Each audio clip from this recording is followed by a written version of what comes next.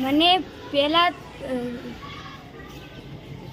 સારું લાગતું હતું, હાલ દુઃખ થાય છે કે અમારી શાળામાંથી બહેનો વિદાય લઈને જાય છે. અમને જેવો ઘરે પ્રેમ મળે તો એવો જ અહીં સ્કૂલમાં પ્રેમ મળે છે.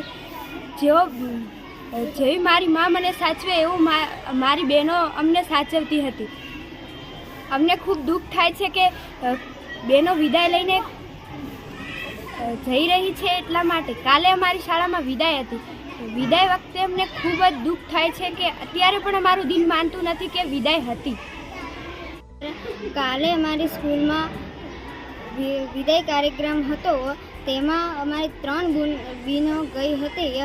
તેમાં સૌથી મોટા નેહાબેન હતા અને તેમનાથી નાના વિદ્યાબેન અને તેનાથી નાના જાગૃતિબેન હતા.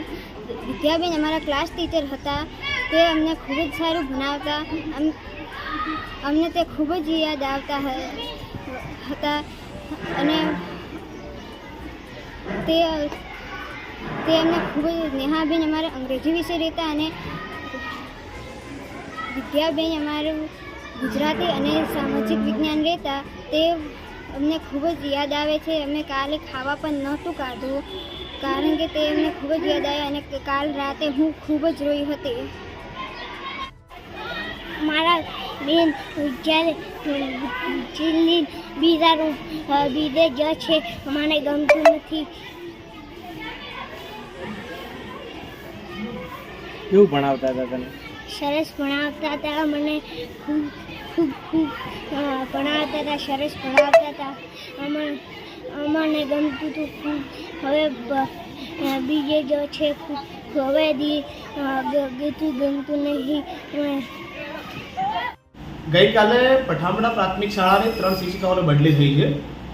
એનો વિદાય સમારંભ રાખવામાં આવ્યો હતો અને વિદાય વેળાએ એવા દ્રશ્યો સર્જાયા કે ખરેખર આવું ક્યારે મેં વિચાર્યું ન હોય.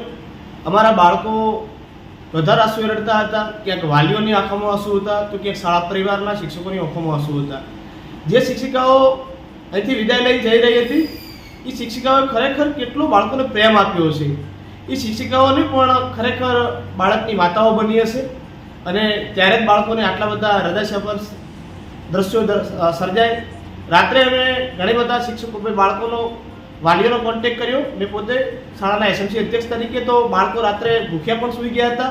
આજે શાળાની સવારે મુલાકાત લેતા કેટલાક બાળકો બિલકુલ નિરાશાજનક જોવા મળ્યા હતા. મેં બાળકોને આશ્વાસન પણ આપ્યું છે કે આપણે નવા શિક્ષકો આવશે અને સરકારે જે કંઈ નીતિ નિયમો હોય એ પ્રમાણે એમની બદલી થઈ છે.